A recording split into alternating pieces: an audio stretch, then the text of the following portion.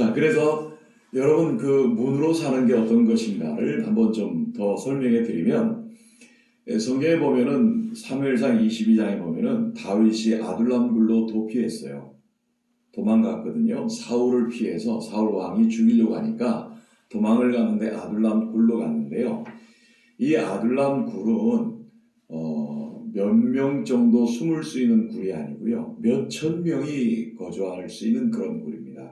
그러니까 이 굴도 굉장히 하나만 넓은 데가 있는 게 아니라 여러 군데 있는 것이고, 이런 아둘람 굴이라는 곳이 있는데, 이 아둘람 굴로 도망을 갔는데 다윗만 도망가는 게 아니라 다윗을 죽이려고 하니까 다윗의 집안과 온 형제들도 죽을 수 있잖아요. 그러니까 거기까지 다 도망갔고, 그 다음에 두 번째는 환난 당한 모든 자도 거기 온 거예요. 그러니까 환난을 당했는데, 환난을 당해도 내가 철원에서 환난을 당해도 철원 지역에 남아 살면 되는데 살 수 없을 정도의 환난을 겪은 거예요. 그러니까 다른 데로 가야 되는 거죠. 그러니까 살 수 없을 정도로 다른 데로 환난을 당해서 간 곳이 아둘람 굴로 간 것이고, 빚진 모든 자, 그랬으니까 빚을 졌어도 집에서 살면서 갚으면 되는데 그러질 못하니까, 그러니까 또 도피해서 갔는데 아둘람 굴까지 간 거예요.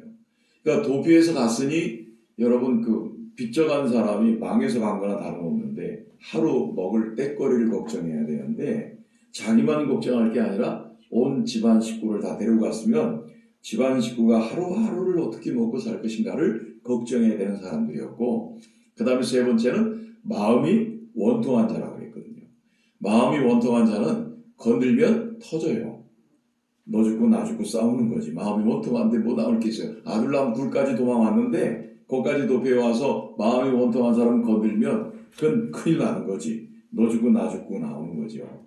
그러니까 이렇게 구성원들이 다윗과 다윗의 집안과 형제들, 그리고 또 환난당한 모든 자, 빚진 모든 자, 마음이 원통한 자, 이런 사람들이니까 아둘람 굴까지 와서 도피해서 와서 하루하루를 근근히 죽지 못해 사는 그런 모습으로 살아가고 있는데, 이런 사람들이 놀랍게도 다윗이라는 사람을 우두머리로 삼았어요. 400명이. 400명의 우두머리를 삼았어. 그 우두머리를 삼았다는 얘기는 옛날이니까 우리 고려시대 때나 조선시대로 말하면 주군을 삼은 거예요. 주군. 그러면 왕으로 삼은 건데, 왕으로 삼는다는 얘기는 뭐냐면 나의 생명을 왕한테 바치는 거. 나의 집안의 모든 식구들을 그 주군한테 맡기는 거잖아요. 이게 맡기는 거예요. 그런데 다윗에게 맡긴 사람이 400명.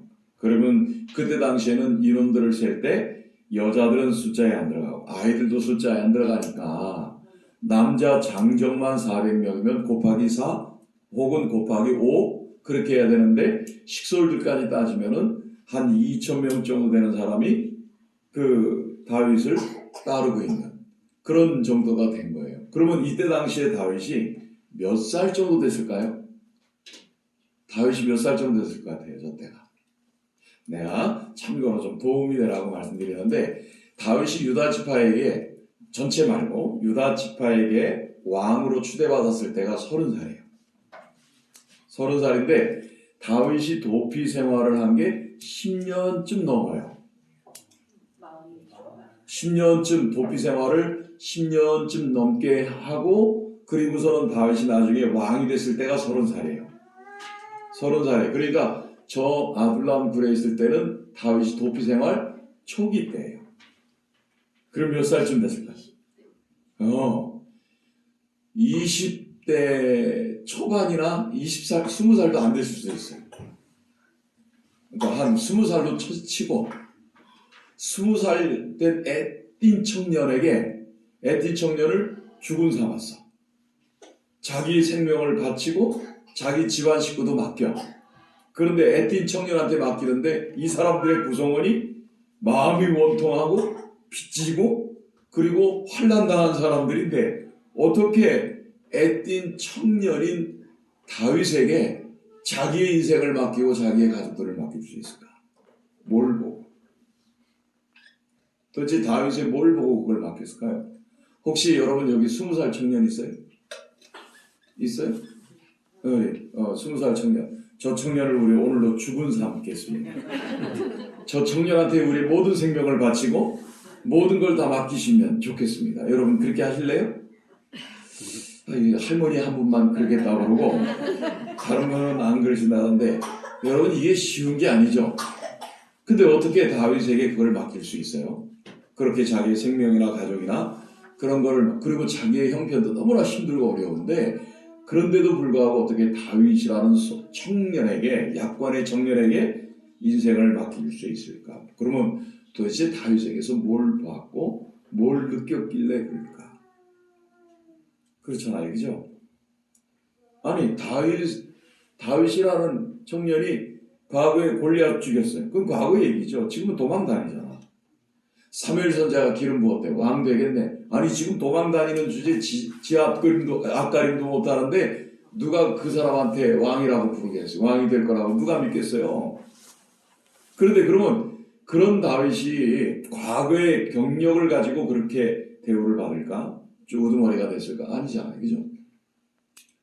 제가 목사님을 처음 뵈면 목사님에 대해서 인상을 얘기했잖아요. 그럼 목사님하고 더 교제해보면 목사님의 어떤 영적인 부분들을 가지면 영적인 부분을 가진 것 때문에 내가 목사님에 대해서 그런 부분은 신뢰성이 생기겠죠. 관계가 되니까 신뢰가 생기는 거잖아요. 아둘람 굴에서 여기 서로 막 섞여 살다 보니까 다윗이라는 청년을 보면 뭔가 보이는 거예요. 뭐가 보였을까요? 예, 다윗을 보면 하나님이 보이는 거죠. 예, 청년인데도. 그리고 다윗을 보면 다윗과 함께 지내면 꿈이 꿔지는 거예요. 아, 이 사람 같으면 나라 세우겠네. 하나님 나라 만들겠네. 그러면 이 사람하고 같이 해야 되겠다. 이 사람하고 같이 함께 가야 되겠다. 이런 마음 먹는 거잖아요. 여러분, 이 사람이 그런 꿈이 꿔지면 영적인 꿈이 꿔지면 그 사람하고 같이 가게 돼 있는 거예요. 영적인 꿈이 꿔지면 여러분들은요 목사님과 함께 영적인 꿈을 꾸기 때문에 지금 여기에 함께 하고 있는 거예요. 그게 한 비전 아래 한 리더, 한 목회자와 리더와 함께 같이 가는 공동체라는 거예요. 이 공동체는 굉장히 소중한 겁니다. 그래서 이런 공동체를 가지고 이제 목사님이 그렇게 하시는 것처럼 다윗이라는 약관의 청년인데도 불구하고 약관의 청년인 다윗만 보면 이게 하나님이 보이고 꿈이 꿔지니까 함께 갈 수가 있었던 거죠. 자, 여러분 보세요. 우리 대한민국 안에 와서 탈북민인데 목사님이 되신 분들이 꽤 돼요. 교회를 개척하신 분들도 꽤 많고 그래서 그런 분들이 모여서 만든 게 북한 기독교 총연합회라는 게 있어요. 북한 기독교 총연합회라는 게 있는데 저도 남한 사람인데 그 교회 그 연합 협의회에 가입이 돼 있어요. 저도 탈북민들을 목회를 한다고 해서 가입이 돼 있는데 총회를 했는데 총회를 하면은 이제 그 어떤 독지가가 우리 고생을 너무 많이 하셨으니까 호텔에 가라고 어떤 한 분이 글쎄요 큰 돈을 내서 이분들을 전부 다 호텔에서 하게끔 해주신 거예요. 1박 2일 하루를 주무시게 하고 홀을 빌려주고 그렇게 한 그러니까 이분들이 이게 우리가 언제 이런 호텔에서 와서 자겠냐 이러면서 애들까지 다 데려갔어요. 애들까지 다 데려가서 로비의 접수처에 사람들이 가요. 한 50명이 오거든요. 가족들 다 오니까 와글 하잖아요. 근데 이분들이 평소에 살 때는요 차별을 받으니까 북한 말씨를 안 쓰고 남한 말씨를 쓴다고 애를 쓰는 거예요. 그래서 이렇게 남한 말을 배우고 같이 쓰고 티가 안 나게 하려고 하고 애를 쓰신 거죠. 그러다가 왔는데 고향 사람들 만나자. 그럼 고향 사람 만나면 어떻게 돼요? 고향 말이 나오지. 야, 너 오래간만이다 야 이러면서 금세 북한 말이 나와요. 그리고 또 서양들이 강하니까 어쩌고 옆에서 말하면 난 더 크게 말하고 막 이래요. 그러니 얼마나 돗대기 시장이겠어요, 로비가. 막 북적북적 할 거 아니에요. 그러다 보니까 거기만 그 숙박하러 온 분들이 아니라 남쪽 식구들도 숙박하러 왔는데 시끌하고 가만히 들어보니까 말씨가 이상하거든. 말씨가 이상하니까 저 사람들 누구냐고 물어봤더니 옆에 있는 사람이 저 사람들 탈북민이래. 응? 웬 탈북민들이 여기를 그렇게 많이 왔어? 그러니까 저 사람들 목사래. 그러니까 그 말 한마디에 질문했던 사람이 저 사람들 북한에 가서 교회 세우겠구만 이래요. 금방 그렇게 얘기를 하더라고. 그러니까 그 사람들은요, 내가 싫든 좋든 간에 탈북민이라는 정체성 때문에 북한을 열고 복음을 전할 사람이라고 하는 문으로 살 수밖에 없는 존재감을 갖고 살아요. 마찬가지로 우리 똑같아요. 우리도 하나님을 보이는 문으로, 그리고 하나님 나라를 이루는 사람의 그 문으로 사는 거예요. 저와 여러분들은요. 믿습니까? 그러니까 저는 여러분들이 이런 문으로 살기를 주의 이름으로 축원합니다. 그리고 그런 분 한 사람 있으면 여러분 영광의 왕이 오시잖아요. 여러분 다 같은 분이지만 그래도 다 같은 분에 하나님이 다 보이면 너무 좋은데 세상이 어디 그래요? 세상은 다수가 하나님을 거역하고 대적하잖아요. 하지만 그런 세상인데도 불구하고 그 세상을 하나님이 누구를 통해 통치하시냐면 그렇게 하나님을 보이는 문으로 사는 그 한 사람을 통해서 세상을 통치하시고 다스리시고 주관하신다. 그래서 그런 사람이 이 세상의 답입니다. 그럼 결국은 세상의 답은 뭐냐? 돈? 아니. 권력? 아니고 이 세상의 답은 하나님의 사람이 답입니다. 믿습니까? 네, 여러분들이 하나님의 사람이에요. 그러면 답인 거예요. 그게 이 세상의 답인 거예요. 아니 도피 생활하고 다니는 다윗이 약간의 청년인데 뭐겠어요? 그게 뭐 누가 알아주겠어요? 하지만 여러분 세상을 바꾼 다윗이었잖아요. 그 다윗의 왕국은 하나님의 나라를 표방할 수 있는 나라가 됐잖아요. 그때 당시에 제국이라고 말할 수 있을 정도로 거대한 나라를 만들었잖아요. 그러니까 여러분 결국은 하나님의 사람이 답이라는 거죠. 모든 길에 있어서는 하나님의 사람만 준비되면 그 길은 열리고 그 길은 이루어집니다. 아멘. 바로 저는 그 북한 선교가 저에게는 그런 사람이 되기를 원했고 저는 그런 쪽에 답이 되기를 원하는 사람이 된 거예요. 할렐루야. 제가 하는 일을 좀 소개할게요. 여러분 저 때가 20대입니다. 20대. 이게 화면이 좀 작아서 이 잘생긴 얼굴을 못 보여준 게 너무 좀 그런데 그럼 실물을 보고 좀 인정을 했으면 좋겠어요. 아무도 인정을 안 하시네요. 할머니만 인정하시는 것 같아요. 네, 여러분 보시면은 제가 20대 때부터 지금까지 쭉 해오고 저쪽에 할머니 한 분 계시는데 저분은 93세입니다. 네. 지금도 같이 기도하십니다. 그러니까 저는 기도 동지가 있는데 기도 동지가 37년 지기들입니다. 37년 지기들이 부산 그러면 저 할매라고 그래요. 부산 할매들이 있고 대구도 할매들이 있고 서울은 할배도 있어요. 오랜 지기들이 저한테는 있어요. 근데 제가 이 모습을 보여드리는 거는 그렇게 오랫동안 기도해온 사람들이 있었기에 오늘 제가 있어요. 기도는 공짜가 없고 기도 없는 역사가 없어요. 여러분 기도 안 하는데 어떤 역사가 일어나겠어요? 근데 저분들이 37년 동안 하루도 안 쉬고 기도하는데 그럼 하나님 응답하셔야 되잖아. 그 응답하시려고 그 할배들 기도를 하나님이 들으시고 누구를 통해서 응답을 할까 하고 찾다가 얻어 걸린 게 저예요. 제가 걸린 거예요. 그래서 제가 걸려서 제가 저분들의 기도의 덕에 순조롭게 지금까지 그 일들을 지금까지 하게 됐던 거예요. 그래서 저는 말씀드리는데 모든 사역의 근간은 말씀은 뭐 이루 말할 것도 없지만 여러분 모든 사역에 있어서 기도가 가장 근간이에요. 기도를 주구장창 하셔야 돼요. 저는 한때 기도를요 10년 세월이 훨씬 넘게 1년이면 3분의 1을 기도하고 살았어요. 그런 식으로. 그래서 제 아내가 저기 있으니까 거짓말 안 해요. 근데 저는 그렇게 기도를 하면서도 내가 그렇게 기도한 줄을 몰랐어요.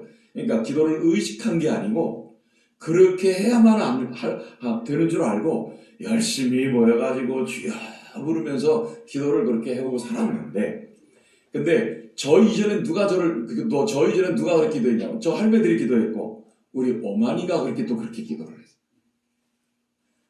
그럼 기도해온 세대들이 있었기 때문에 제가 기도의 바톤을 이어서 그렇게 나갈 수 있었고, 정말 하나님께 간절히 기도하는 건 우리 부모 세대가 기도해왔던 것, 우리 때까지만 해도 산기도니 뭐니 그렇게 기도해왔던 기도의 이 영적 줄기들이 다음 세대까지 이어져서 그런 기도의 영성이 흘러갔으면 좋겠어. 아멘. 다음 세대에서 그게 끊어지지 않았으면 좋겠어. 아멘. 부모의 기도의 영성을 자녀 세대들이 그대로 받아서 정말 기도의 강국, 기도의 교회들이 될 수 있는 은혜가 되기를 주의 이름으로 축원드립니다. 아멘. 자, 기도가 가장 근간이라는 걸 말씀드리고, 신년 임진각 기도를 했어요. 신년 임진각 기도회가 여기 그 임진각에 가서 하거든요. 근데 이거를 첫날 북한을 바라보면서 가장 가까운 곳에 가서 기도하자. 이렇게 해서 일을 진행을 했는데, 제가 부산에 살 때 1월 1일 날 해맞이 때문에요. 해운대는 사람이 미어 터져요. 바닷가는요 사람들이 못 가요. 그러니까 한 번은 그 친구 목사님들이 와가지고 해운대를 가보지. 그래서 나는 끝까지 왜 가? 난 예수 믿는 사람인데 뭐 해를 보고 빌기나 하나 뭐 하나 우리는 해당사항이 없잖아요. 예수 믿는 사람이 무슨 하나님 외에 다른 거 어떤 걸 빌겠어요. 그러니까 안 간다고 그랬더니 그래도 와봤는데 사람들이 어떻게 하나 가보지. 그래서 갔어요. 갔더니 웬걸 차가 초입부터 못 들어가요. 그래서 차를 한쪽에다 세워놓고 걸어서 갔어요. 갔더니 꽉 차가지고 비나이다. 해 뜨는 거 보고. 그래서 제가 대구로 이사 왔네요. 대구는 바다가 없으니까 이런 일은 없겠지 했더니 웬걸 밤새 산에 올라가서 산 꼭대기에 올라가서 해가 떠오는 걸 보고 비나이다 이러고. 야, 내가 그거 보고 야 세상 사람들도 이러는데 우리가 적어도 북한 선교 사명자 화요 집회 일으키면서 사명자라고 얘기를 하는데 우리가 세상 사람만도 못하면 어떡하겠냐. 우린 그러면 새해 첫날 저 북한에 가서 북한 보이는 데 가서 기도하자. 그래서 맨 처음에는요 민통선 안에 전망대를 우리 신분증 다 내고 들어가서 거기 들어가서 했어요. 근데 그 다음부터는 어려운 거야. 어떤 사람 간다 안 간다. 안 간 사람이 갑자기 오면 신분증 어떻게 내나. 떼놓고 들어갈 수도 없고 너무 골치가 아파서 그러지 말고 그러면 임진각에 가면은 철마는 달린다는 철마 있고 그 철조망이 있는데 거기가 북한하고는 가까우니까 거기서 기도하자. 그러면서 시작된 게 저 기도예요. 그러면서 해마다 올라와요. 지금은 광주에서 올라오고 대구에서 올라오고 서울 주변에 11개 총 11개 단체가 저 맨 밑에 사진이 최근 이번 사진이에요. 한 217명 정도가 왔다고 그러는데 그렇게 왔는데 3분의 1이 북한 사람들이에요. 탈북민들. 그렇게 모여서 기도해요. 그래서 저희는 첫날부터 기도로 시작하는 거예요. 첫날부터 기도. 여러분 제가 경험한 바는 목사님도 그 기질이 있으시더라고요. 하나님이 비전 딱 주면 계산 안 하고 하는 거죠. 근데 그게 기도로 받고 기도로 시작하면 기도로 성취해요. 아멘. 그래야 내가 한 게 아니고 하나님이 하신 것을 돌아보는 것입니다. 기도하면 다 됩니다. 아멘. 아멘. 아멘. 여러분 교회가 작고 크고 아무 상관없어요. 기도하면 다 돼요. 아멘. 아멘. 아멘. 그래서 이런 일도 하고요. 제가 소개를 짧게 할게요. 선교대, 세미나, 컨퍼런스 다 하고 그 다음에 선교학교. 처음에는 통일선교, 북한선교학교, 그러다가 통일선교학교, 리더십학교, 요즘에는 통일세대학교 이런 식으로 해요. 그리고 하고 남과 북이 하나 되는 성탄에 와하면 500~600명 모이고 탈북민들 한 250명 정도 내가 모아서 아주 2시간 동안 통일의 장을 연출합니다. 남북한 연주자들이 와가지고 합니다. 이것도 뭐 굉장히 재밌고 마지막 시간에는 꼭 탈북민 신학생들이 나와서 특송합니다. 그렇죠. 순서를 갖습니다. 저기 이 사진 이쪽 끝에 여기 이 사진이요. 여기가 신학생들이에요. 신학생들의 탈북민들이 와가지고 한국에 자기는 목숨 걸고 와가지고 어떻게든지 잘 살아보겠다고 오신 분들인데 저분들은 다시 복음 들고 북한 간다고 하니까 자기들 생각하고 다른 거지. 저 사람들은 왜 다시 북한 가 복음 들고 교회도 세워서 전 예수 전하려고 그런 여러분 우리가 말 안 해도 간접적인 전도가 다 되거든. 꼭 세워요. 꼭 세워요. 그 다음에 이제 연합이 굉장히 중요해요. 여러분들은 여기 철원의 이웃사랑 순복음교회가 이제 한 동선을 가지고 이제 이렇게 여러분들이 기도도 하고 주일리도 하고 또 이 안에서도 북한 선교를 하시는데 이런 기도처만 생기면요 전국의 기도 동역자들 단체들하고 전체 연합을 할 수가 있어요. 이건 엄청난 파워예요. 여러분 사람이 굉장히 저 사람 대단한데 그럼 돈 많아서 대단하다고요? 아니에요. 사람의 이 네트워크에 연결되어 있는 그 사람 주변에 얼마나 좋은 사람들이 있는가가 그 사람 맨파워예요. 네, 그런 사람만 있으면요 일이 다 돼요. 그러니까 여러분 좋은 사람들하고 같이 있는 거를 힘쓰시고 저는 좋은 목사님이 이렇게 좋은 분이잖아요. 그러면 저는 돈을 주고라도 와서 밥 사서 먹이더라도 난 목사님하고 친해지려고 할 거예요. 네. 저 목사님 얻으면 1,000원을 얻은 거잖아요. 그렇잖아요. 그러니까 이게 여러분 맨파워가 굉장히 중요한 것처럼 북한선교 통일선교는요 혼자는 하기 버거운 사역이 6만 교회가 안 되지만 6만 교회라고 해도 통일이라는 스케일은 이거는 나라 자체가 붙어도 버거운 사역이거든요. 그러니까 교회가 준비되려면 모든 교회가 이 일에 한 마음으로 손을 잡아야 돼요. 연합이 중요한 키워드예요. 연합이 중요한 키워드. 전 방송도 한 15, 16년 동안 계속 하고 있고요.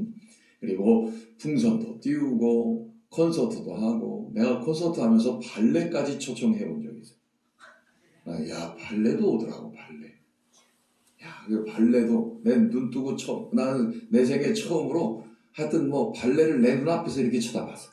이렇게 깨금 발로 걸을 때 발목 괜찮나 이러고서 쳐다보고 그렇게 하고 있었는데 하여튼 뭐 별걸 다 하고 풍선도 띄워보고 다 해봤어요. 아까 목사님이 아까 말씀하는데 김장하셨다며요. 고생하셨습니다. 난 김장하고 한 번 하고 죽을 뻔해서. 누가 배추를 준다고 그래가지고 좋다고 봤는데 밭에서 떼우래. 그 밭에서 떼다가 전부 다듬고 전부 뽀개고 전부 절여가지고 다시 또 담아가지고 밤새 뒤집어가지고 전부 닦아서 그거를 전부 다 또 차에 실었더니 차가 축 처졌어. 한쪽 교회다가는 전부 양념 만들려고 그래가지고 그거를 하는데 저걸 내가 통일김장이라고 왜 붙였냐면요. 그때 버물 이거 만들 때 우리 북쪽 식구들 오라고 그랬어요. 북쪽 식구들 오라고 그래서 남북 간 사람이 함께 하면 그게 통일김장인 거예요. 남한 사람만 하면 통일자가 붙이기가 힘든데 남북 간 사람이 같이 하면 통일자를 붙일 수 있기 때문에 그러면 여러분 북한선교 통일선교에 있어가지고 우리 삶에서 붙일 수 있는 수많은 사역들이 남북한이 같이 하면 이건 모두 그 사역이 될 수가 있어요. 여러분 생활, 삶 자체가 하나님과 연결되어 있는 건데 삶에서 통일이라는 말이 나오는 모든 것들은 다 맞잖아요. 다 할 수 있잖아요. 그러니까 사역은 무궁무진해요. 사역은 무궁무진해요. 책도 만들었고요. 이 책도 만들어서 같이 하고 저 혼자 만든 건 아니지만 그리고 이제 제가 포럼 같은 것들도 대구에서 해서 이제 목사님들이 북한선교 통일선교를 들을 수 있는 채널을 만들었고요. 그리고 제가 청년 세대를 통일세대로 세우기 위해서 제가 청년 컨퍼런스를 2번 크게 했어요. 한 번은 500명, 한 번은 400명. 이번에 올해는 제가 청년 사역자들을 불러서 브리핑을 하고 올 11월 달쯤 한번 대대적인 청년 컨퍼런스를 하려고 지금 준비하고 있어요. 2월 1일 날 내가 청년 사역자들 이렇게 앞에서 제가 브리핑을 할 거거든요. 하나님께 올해 제 슬로건이 그래요. 통일 세대가 일어나게 하라. 올해 저희 슬로건인데 그 중에서 청년 세대를 통일 세대로 일으키고 싶은 마음이 있습니다. 뭐 이거는 제가 좀 설명드리면 좋은데 이런 일을 했어요. 2번 한 게 한 번은 400명, 한 명은 500명 모인 게 저거거든요. 강사를 한 10배 분을 모셔다 놓고 하루에 강사비만 1,000만 원 정도 나가게 그런 식으로 했어요. 그리고 저는 중국과 러시아도 참 많이 다녔어요. 그래서 탈북자들이 있으면 이제 여러분들 요 구분이 좀 중요한데 한국에 오신 분들은 북한 이탈 주민 그래요. 민자가 들어갔어요.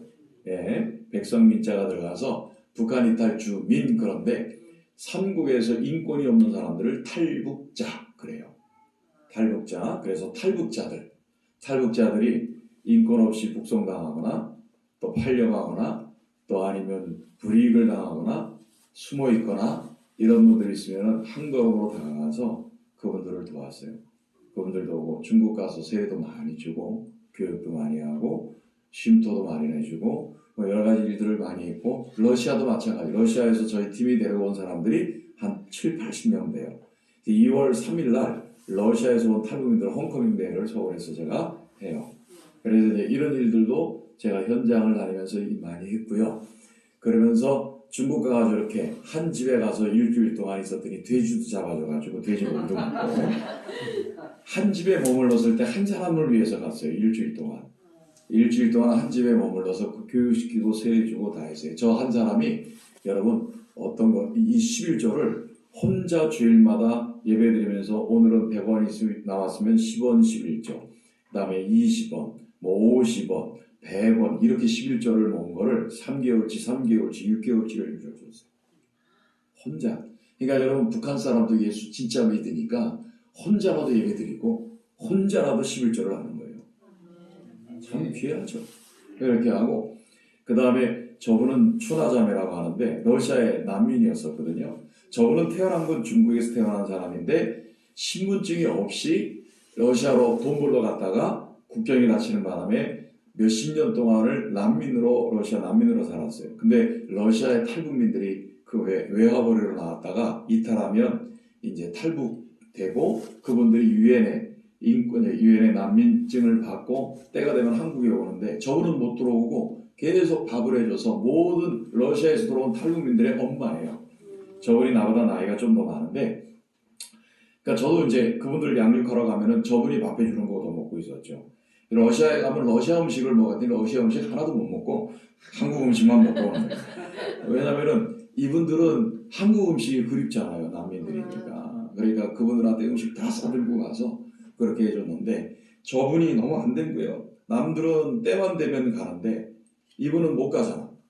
그래서 저희들이 이분을 어떻게 해가지고 한국에 모시고 왔어요. 제가 이거 뭐 설명하려고 그러면 그런데 여기서 여러분들한테 한 가지만 더 말씀드릴게요. 제가 북한 선교하면서 굉장히 크게 은혜 받은 것 중에 하나가 한 영혼이라는 개념이에요. 한 영혼. 누가복음 15장에 보면은 양 100마리가 있는데 한 마리를 잃어버리면 목자가 99마리라도 한 마리 양을 찾으러 가지 않겠느냐 그렇게 말씀하셨잖아요. 또 한 드라크마 그 드라크마를 잃어버리면 온 집안을 다 뒤져서라도 그 드라크마를 찾지 않겠느냐.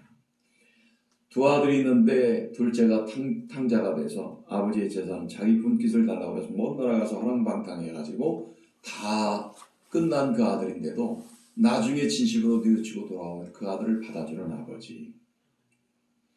그 말씀은 여러분 저는 목사니까 수도 없이 설교했어요. 수도 없이 설교했는데 제가 북한 선교하면서 하나님이 한 영혼을 이렇게까지 찾으셨구나 하는 거를 제가 이 북한 선교하면서 알았어요. 이 북한 선교하면서 한 영혼을 하나님이 이렇게까지 찾으셨구나 하는 걸 알았어요. 한 번은 중국에서 진안도에서 전화를 하게 왔어요. 와가지고 우리를 도와달라, 나를 도와달라. 그러니까 그 도시는 한 번도 가본 도시가 아니었기 때문에 그래서 이제 현장 선생님하고 한국에서 3사람이 들어갔어요. 이제 경비들을 분박이란다 이게 일본 말을 해서 미안합니다. 그래서 각자 도출을 해가지고 그래서 이제 월요일날 갔는데 월요일날 비행기 도착해서 그래서 이제 고속버스 터미널을 갔는데 고속버스 터미널의 표가 끊어졌다는 거예요. 아니 일찍 갔는데 표가 없대. 가는 차가 없대. 그래서 내가 선생님 보고 그러면 그러지 말고 내일 갑시다. 그랬더니 이게요. 여러분 그 중국의 심양이라는 그 고속버스 터미널은요 엄청 커요. 엄청 큰데 그 엄청 큰 고속버스 터미널에서 나왔는데 그 호객분들이 있는데 어디 갑니다 이렇게 호객을 해요.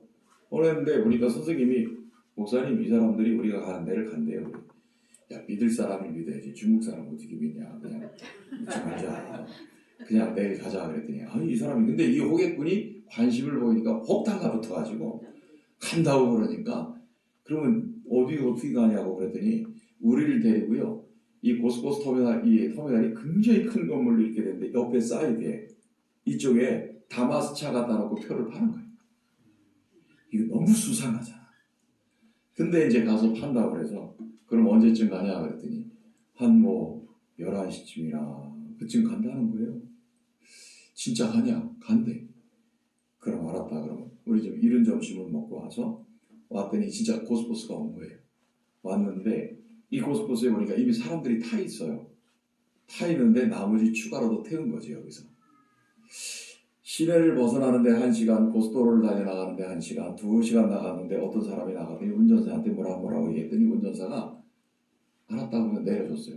근데 여러분 고속도로의 길가에 내렸는데 여러분 거기서부터 심양에서부터 북경까지 산이 하나도 없습니다. 그냥 들판인데 마을을 보면 저 끝에 마을이 보일까 말까 하는데 거기다 내려주는 거야. 처음엔 가서 쪼바락쪼바락 얘기를 하고 내려달라니까 이 사람 아는 사람인가 보다 내려달라고 그러니까 여기서 내려주는가 보다 그렇게 했는데 저 1시간 지나서 2명이 가서 얘기를 했더니 또 내려주고 그 짐칸에 내려서 짐까지 뽑아주는 거예요. 의심이 들었죠. 야 이거 길에다가 내려준다? 그러면 잠도 못 자고 이렇게 이정표만 보는 거예요. 뒤에 의자가 있으니까 안 보이니까 고개를 이렇게 빼고 이정표만 쳐다보고 있는 거지. 우리 때 이정표 때 들어가면 우리는 그 도시에 내려주는 거고 이거 어찌 되나 이 놀래면 아닌 게 아니라요. 여러분 또 한 1시간 갔는데 누가 와서 얘기하는 걸 보니까 또 내려주는 걸 보니까 이거 길에다 내려준다는 걸 알았어요. 예, 긴장을 바짝 하는 거죠. 우리 외국 사람인데 중국의 길가에다 고속도로에다 내려주면 어떡합니까? 그래서 우리는 가만히 있었더니 이정표가 딱 보이는데 진앙도라는 이정표가 보이니까 그걸로 톨게이트 쪽으로 들어가는 거예요. 그럼 그렇지 우린 여기다 내려다 주나 보다. 나 들어가나 보다 도시에 그랬더니 웬걸 톨게이트 앞에 딱 가서 내리더니 왜 하고 우리를 불러내는데 여기서 내리래. 그러죠. 네 사람이 가방 챙겨들고 내렸는데 어두어둑해 아주 껌껌한데 자기는 어디다 내려달라고 얘기를 안 하니까 톨게이트 앞에까지 내려다 놓고 자기 돌아서 가버린 거예요. 우리는 톨게이트를요 차가 다니는 톨게이트를 가방 질질 끌고 나왔다니까요. 걸어서.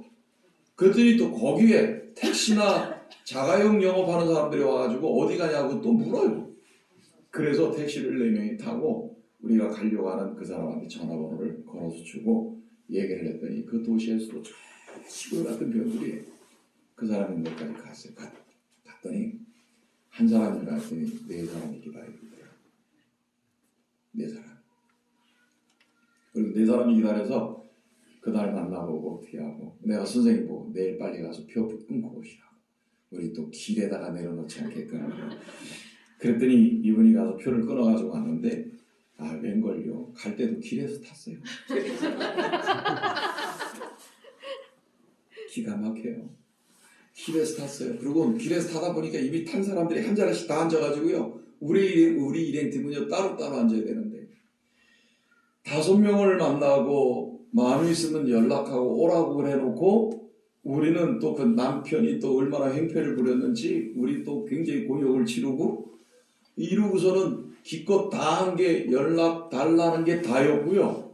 그리고 길거리에 차를 타고 오는데 옆에 있는 사람이 중국 분들이요. 이게 좀 문화가 그러세요. 문화가 아무 때나 먹고 아무 때나 전화 받으면 옆에 사람이 실례될까 그러냐고 왜? 막 이러면서 얼마나 시끄럽게 얘기하고 또 모르는 사람한테도 말 붙이고 막 그러는데 가방 또 뒤질까 봐 걱정하고 있는데 그래서 시끄러워가지고 속은 상하고 길에다 내려놨지 길엔 또 길에다 탔지 자빠졌지 뭐 남편한테 행패당했지 아무 결과도 없지 환장하겠더라고. 그래서 내가 가방을 끌어안고 자는 척하면서 하나님께 따졌어요. 하나님 이게 뭐냐고.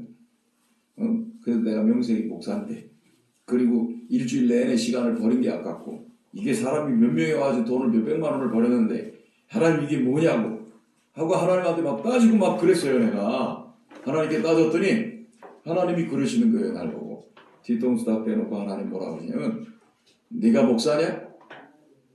난 네가 목사니까 별 신경 안 써. 너 네가 돈 뭐 얼마 썼다고? 난 네 돈 얼마 들어간 거 별로 관심 없어. 네가 한 주간 동안 시간 다 버렸다고? 난 네 시간 관심 없어.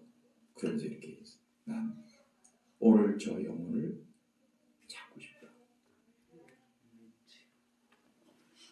제가 이 뒤통수를 확 맞고요. 버스 타고 오는 내내 울었습니다. 하나님이 그렇게까지 찾으신다는 걸 그때 알았어요. 내가 목사인데 수도 없이 그 설교를 한 사람인데도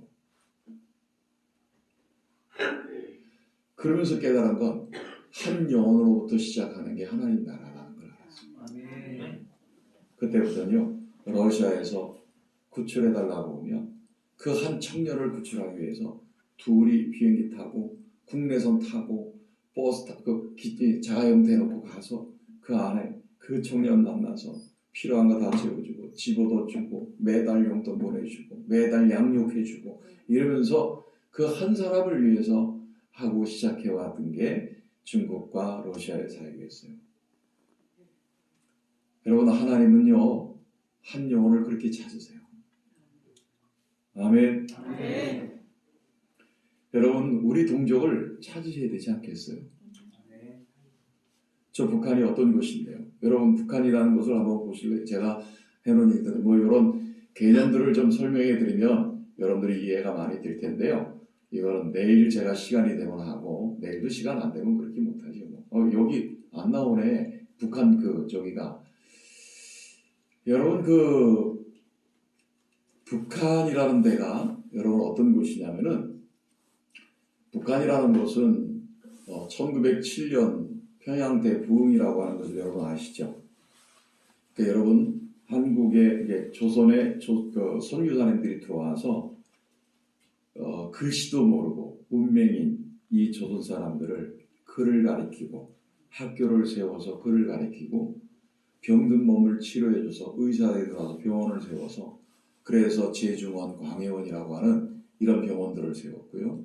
그리고 선교사님들이 죽어가면서 양화지라는 묘지에 붙여가면서까지 이 조선에 여러분 교회를 세웠어요.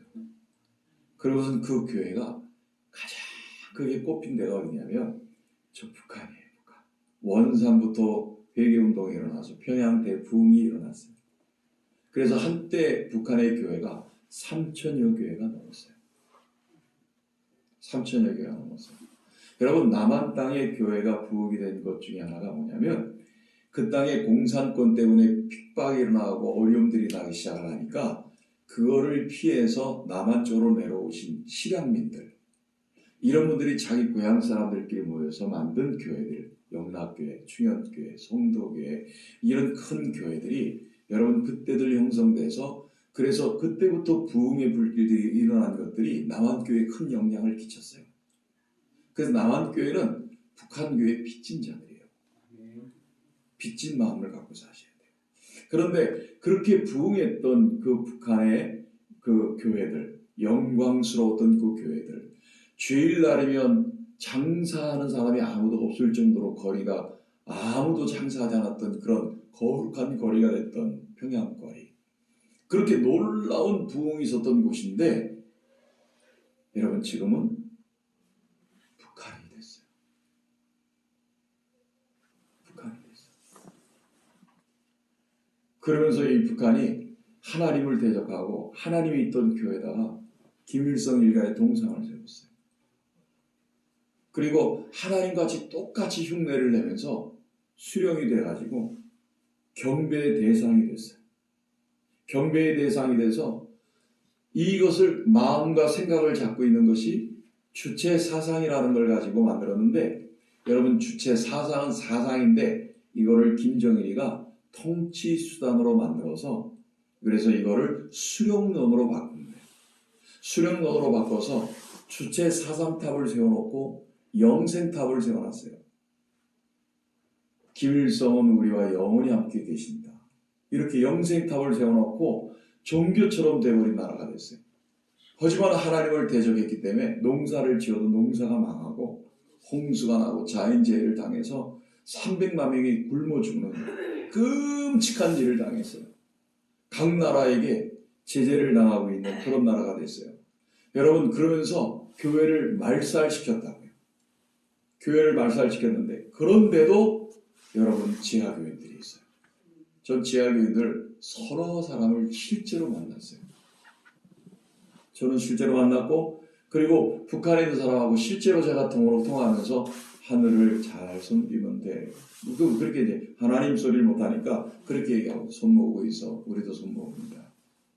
이러면서 서로 대화도 하고 제가 그랬어요. 그러니까 여러분, 저 북한이 엄청나게 부흥됐던 것이 지금은 가장 교회를 비박하고 그리고 하나님을 대적하고 있는 신이 우상이 된 나라로서 살아가고 있는, 그러면서 이 땅을 위협하고 있는 그런 나라가 되고 있다는 거죠. 하지만 여러분, 우리는 잊지 말아야 돼요. 우리가 반드시 잊지 말아야 될 것은, 여러분, 저와 여러분들은 이 북한이라는 나라가 주적의 대상이기도 하지만 성경 말씀에 그리스도 하늘에 있는 것이나 땅 아래에 있는 것이나 다 그일되게 하려 하심이라. 믿습니까? 아멘. 그러니까 저와 여러분들은요, 다시 남북한이 하나 돼서 하나님께 영광이 될 수 있는 이 날을 우리는 소망을 갖고 기대하고 살아야 되는 거예요. 아멘. 여러분이 북한 선교를 하다 보니까 제가 어떤 일을 겪냐면, 좀 이렇게 제가 좀 오래됐으니까, 오래전부터 북한에 보니까 중국이 개방되기 전부터 한 거잖아요. 중국이 92년도부터 개방을 했으니까요. 92년도부터 개방을 하고 탈북자들이 그때부터 배고파서 나오고 튀어나온 시기가 90년대부터 초에 이제 시작이 된 거니까요. 김일성이가 94년대에 죽었으니까. 그러니까 여러분, 이런 일들이 이제 발생을 하는데, 제가 북한 선교를 하면서 교회 가서 목사님 북한 선교합시다 그러면 선교하자는 말에 목사님들이 아이고 뭘 그런 걸 다 하냐고 뭐 이렇게 말하는 사람은 아무도 없어요. 그리고 또 제가 말을 잘 해줘가지고 아 맞네요, 그래 해야 되겠네요 해놓고는 내가 가면 안 해요. 내가 가면 안 하는 거예요. 어려운 거야. 그리고 좀 규모가 있는 교회 목사님들은요, 북한 선교 잘못 꺼냈다가 교회에서 어려움을 당할 수 있어, 목사님들이. 그리고 시도해서 안 되면 목사님이 흠집이 생기는 거예요. 리스크가 생기는 거예요. 그러니까 함부로 말하기도 어렵고, 그리고 그런 생각도 안 해봤고, 게다가 한국에서는 교육을, 저희 때는 멸공 교육을 배웠거든요. 방공세대예요, 저희가. 방공세대. 이렇게 들어보자, 때려잡자, 이런 거.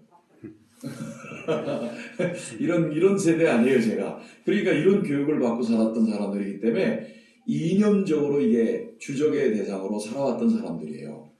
그러니까 북한 선교 그러면은 낯설기도 하고 이게 받아들이기도 어렵고, 그리고 이걸 이용하는 사람들도 많았고 하다 보니까 본질적인 것을 잃어버리고 있는 거죠. 그래서 굉장히 어려웠어요. 굉장히 어려웠는데, 지금 제가 이 일을 꾸준히 오랫동안 해오면서 내가 깨달은 게 있어요. 아, 우리 일이 적어도 대한민국에 있어서는 돌출구가, 탈출구가, 어떻게 보면 유일한 길이 남북한이 하나 되는 통일이겠구나. 여러분, 이거 외에는 답이 없어요. 여러분, 한국교회가 여러분 반성하고 회개해야 되는 거 인정하시죠? 아멘. 우리 스스로 느끼잖아요, 그죠? 우리 배고팠을 때하고 배부를 때하고 너무 달라. 화장실 들어갈 때 급한데 들어가다 나오면 아주 딴 사람이 돼가지고 나오는 것처럼, 이게 한국교회가 지금 너무 본질에서 벗어난 모습이 됐어요. 그래서 이거를 아는 사람들은 야, 이거 고쳐야 된다, 이걸 다른 말로 개혁해야 된다, 이렇게 얘기를 하는데, 여러분, 개혁하자고 얘기하는 사람을 가만히 보니까 너도 개혁해야 되겠다. 야. 그러니까 개혁의 주체도 대상이 돼. 그러니 여러분, 뭐 이게 안 돼요. 그러니까 뭐 하나 뜯어 고쳐서 하려고 그러면 또 다른 게 고장나고, 또 하나 고장난 걸 뜯어서 고쳐서 하려고 그러면 또 고장나고, 이거는 늘 수동적으로 그걸 고치다가 끝나고 아무 진전도 없이 끝나는 거예요. 그런데 제가 이 북한 선교를 하면서 하나 영적으로 얻은 진리는 뭐냐면 꿈을 꾸는 사람은 누가 하라 하지 마라 하지 않아도 꿈을 위해서 할 거는 하고 꿈을 위해서 취해야 할 것은 취해야 되고 꿈을 위해서 내가 과감하게 버려야 될 것은 버려야 되는 이거를 누가 시켜서 하는 게 아니라 꿈을 꾸기 때문에 하더라고요. 아멘. 아멘. 한때 한국교회는 세계 선교에 대한 꿈을 꾸고 세계에서 두 번째로 선교 많이 하는 나라가 됐잖아요. 근데 여러분 우리가 실체가 코로나로 딱 드러나니까 이것도 실체가 다 드러나잖아요. 거품이 많잖아요. 이것도 맞는 답이지만 거품이 많잖아요. 근데 저희 같은 사명자들은요. 코로나 더 극성스럽게 일을 했거든요. 그러니까 사명자들은 이게 위기일 때 진짜로 딱 드러나는 거예요. 믿습니까? 근데 그 사명자가 다른 말로 말하면 비전을 가진 사람들이에요. 그 사명자는 꿈을 꾸는 사람들이라는 거예요. 그러니까 여러분 우리나라 여러분 명성교회 김성환 목사님이 예전에 그 신앙생활 하던 데가 시골에서 아주 조그마한 교회 전도사님한테 교육받은 사람들이거든요. 근데 그 전도사님한테 교육받은 5명의 목회자가 한국의 큰 교회 목사님들이 다 됐어요. 그러니까 여러분 꿈을 꾸면 꾸는 대로 되는 역사가 있는 거예요. 아멘. 믿습니까? 아멘. 그러면서 또 한 가지 우리가 마지막으로 여러분들한테 말씀드릴 게 뭐냐면은 이 마지막 요 그림을 하나만 보여드리고 제가 마무리를 할게요. 여러분 저게 낮은 항에 부두가 세 부두가 있어요. 3개 부두가 있어요. 낮은 항에 낮은 선봉이 어딘지 아세요? 낮은 선봉이 여러분들 보시면은 여기 대한민국 지도에 블라디보스톡이라고 있죠? 낮은 선봉 저 끝에 그 지도를 보면 귀같이 돼 있는 저 끝 부분이요. 러시아하고 이렇게 접경지대 거기가 낮은 선봉이에요.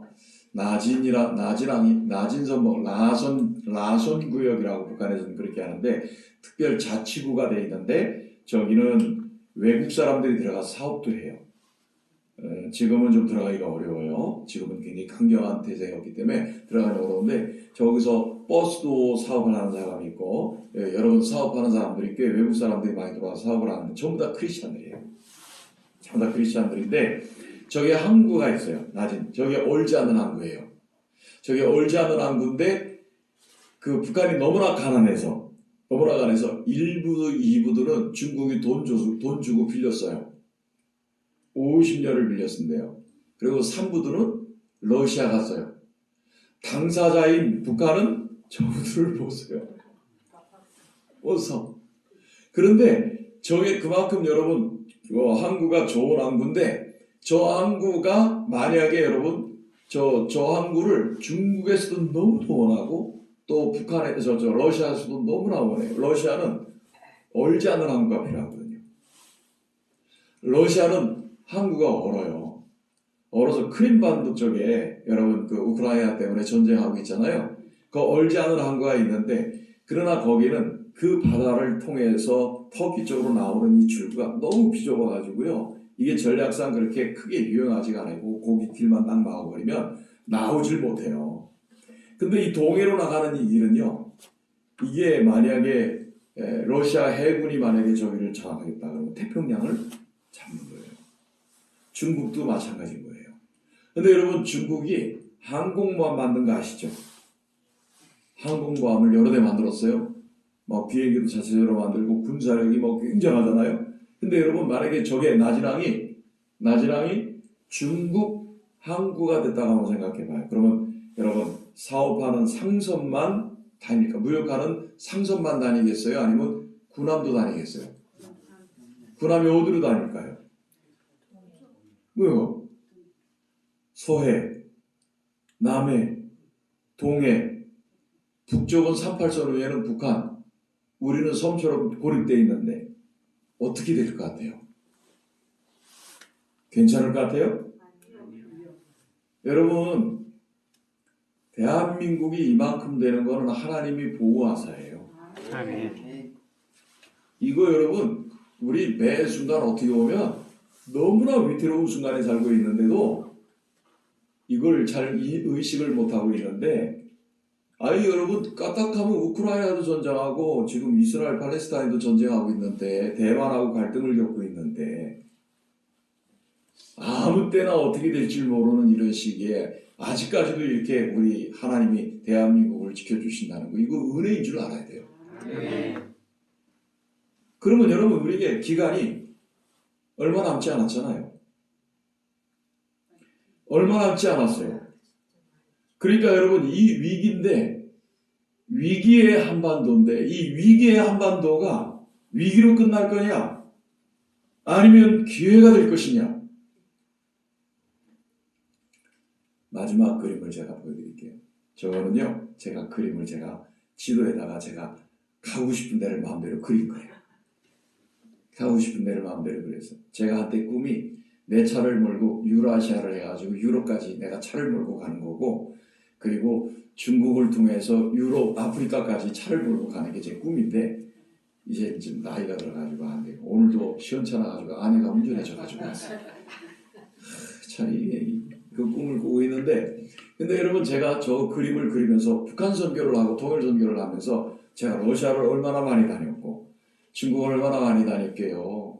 그리고 북한 사람들 있는 곳이라면 태국이든지 여러분 이스라엘, 유럽, 미국도 내가 사람들 데리고 다니고 그랬으니까 그러니까 해외를 좀 다닌 편인데 해외를 다니면서 보니까요. 여러분 대한민국이 가지고 있는 경쟁력이 어마어마하더라고요. 이 대한민국 사람들이 대단한 실력을 갖고 있어요. 이 대단한 실력을 갖고 있어서 통일이 돼서 육로로 갈 수 있는 저 길이 통일되면 통일대박. 통일하느라고 드는 비용보다 통일 특수 비용이 훨씬 나아요. 여러분 독일이 지금도 통일해서 후유증을 겪는다 만다 해도 독일은 세계 최강에 나아가 지금 됐어요. 그게 통일이 주는 거예요. 그러니까 여하튼간에 통일이 되면 권고은 박사 같은 경우는 옛날엔 G4가 된다고 그랬는데 지금은 G2가 된다고까지 얘기를 해요. 그만큼 경제력 자체가 어마한데 우리는 예수 믿는 사람이기 때문에 경제력에 눈독을 들이는 게 아니라 일어난 경제력을 가지고 복음 들고 세계로 뻗어나가는 거지. 그리고 여러분 생각해 보세요. 우리는 반토막난 이 세상에 살지만 통일이 되면 우리 자녀들은 여러분 전 세계가 비좁다고 다니는 통일 시대의 자녀들이 되잖아요. 이 자녀들이 굉장한 경쟁력을 가지고 전 세계 한번 나간다고 한번 생각해 보세요. 복음을 들고. 전 이 꿈을 지금도 꾸고 살아요. 저는 이 꿈을 꾸고 살아요. 나이가 들어도 웬만한 젊은 사람들이 제가 가고 있는 이 꿈의 열정의 액션들, 나의 행위들을 못 따라가요. 여러분, 세상에서 가장 못 말리는 사람은 하나님의 꿈을 가지고 사는 사람들이에요. 아멘. 믿습니까? 아멘. 자, 여러분. 지금 우리는 어디에 놓여 있냐면 양날의 검 위에 서 있는 사람들하고 똑같습니다. 우리는. 지금 김정은이가 올 연초에 노동전당대회 제8기 9차에서 대한민국, 북한 사람들은요, 대한민국이라지 않고 북조선, 남조선 이렇게 말해요. 북조선, 남조선 얘기를 하는데 보통 국호가 조선민주주의인민공화국이 북한 국호고 우리 대한민국이잖아요. 그런데도 편하게 친밀하다고 우리 민족이라고 뭐 가치들 얘기할 때 같은 동포들끼리 만나가지고 국적이 다른 상태에서 만나면 남조선, 북조선 이런 식으로 얘기를 해요. 우리는 남한, 북한 이런 식으로 얘기를 하거든요. 그러면 저 사람들 만나가지고 어디서 왔어요? 북한에서 왔어요? 그러면 상대가 삐져요. 딱 삐져요.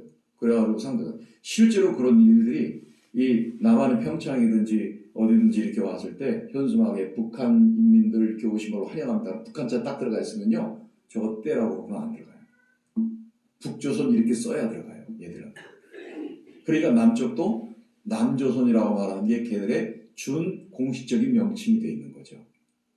그런데 김정은이가 남조선이라는 말을 안 썼어요. 이번에. 대한민국이란 말을 쓴 것은 완전히 우리는 하나가 아니라 두 체제 국가라고 하고 있는 적이다. 그러면서 포탄을 쏴버린 거예요.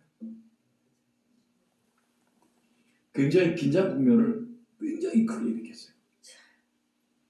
한치도 앞을 볼 수 없을 만큼 언제 국지전이 일어날지 모른다라고 얘기하는 게 우리 전문가들의 의견들이에요. 굉장히 어려운 시기에 왔거든요.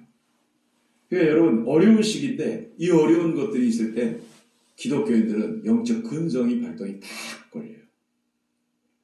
어려운 걸 우리는 기도로 돌파하거든요. 우리는 기도가 있다는 거지. 근데 시대적으로 우리가 분별할 때 저런 기회가 있냐, 저런 기회가 우리에게 올 거냐, 아니면은 이런 위험이 올 거냐 라고 하는 양날의 거위에 서 있는 것과 같은 기로가 지금 우리들이에요. 여러분 북한 선교가 선택이 아니에요. 저희 입장에서는 해도 되고 안 해도 되고 하는 그런 게 아니에요. 적어도 대한민국에 사는 사람이라면 이것은 하나님이 우리에게 주신 시대적인 사명이에요. 거부할 수 없는 사명인 거예요. 그리고 영적인 원리가 같아요. 영적인 원리가 같아서 저는 이 우물을 팠는데요. 제가 오늘 여러분 이것만 아니면 제가 설교하려고 하는데 내가 내 자랑 같은데 나 설교 되게 잘하거든요. 그거를 아무도 인정 안 하는데 내 아내만 인정하고 살아요. 그러니까 그만큼 제가 이 말은 무슨 말을 하려고 하냐면 한 우물을 팠는데 영적인 원리는 같기 때문에 전문가는 전문가를 알아보듯이 한 영적으로 깊이 우물을 팠는데 하나님의 마음에 맞는 우물을 판 사람은 다른 모든 것들과 연합이 돼서 함께 같이 가게 되는 역사가 일어나요. 이건 제 산 경험이기 때문에 말씀드릴 수 있는 거예요. 저는 오늘 우리 김정현 목사님 교회에 와서 제가 너무 마음이 감사하고 좋아요. 감사하게 좋아요. 오늘 저도 주빌리 통일보기도회 끝나자마자 그리고 제 아내하고 부랴부랴 이렇게 달려왔거든요. 달려오면서 제 아내가 그러더라고요. 야, 가도 끝이 없네. 제 아내가 그래요. 가도 끝이 없네. 근데 저는 요즘 조금 몸이 안 좋아서 아내가 이제 오늘은 따라붙어서 운전을 좀 해주겠다. 그래서 아내가 운전을 해줬어요. 운전을 해주면서 이렇게 오는데 저는 사실은 여기 교회보다는 난 목사님을 만날 기대가 난 좀 더 있었고요. 목사님하고 좀 교제할 수 있겠구나 하는 마음이 있었는데 근데 오늘 이렇게 교회 와서 보니까 영적 분위기가 너무 후련하고 좋은 거예요. 네, 너무 좋네요. 그리고 여러분 교회는 꿈을 꾸는 교회가 돼야 역사가 일어납니다.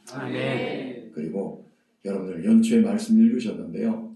너무 부럽습니다. 말씀 읽으신 거 말씀 붙들고 이제는 여러분들이 행동하기 전에 행동과 함께 하나님 앞에 계속 기도를 멈추지 말고 하십시오. 아멘. 이 교회 문을 아무 때나 열고 들어와서 한 사람 두 사람 좋고 그리고 또 그룹을 줘서 기도하고 기도가 쌓이면요 나중에 하나님이 뻥 터뜨리세요.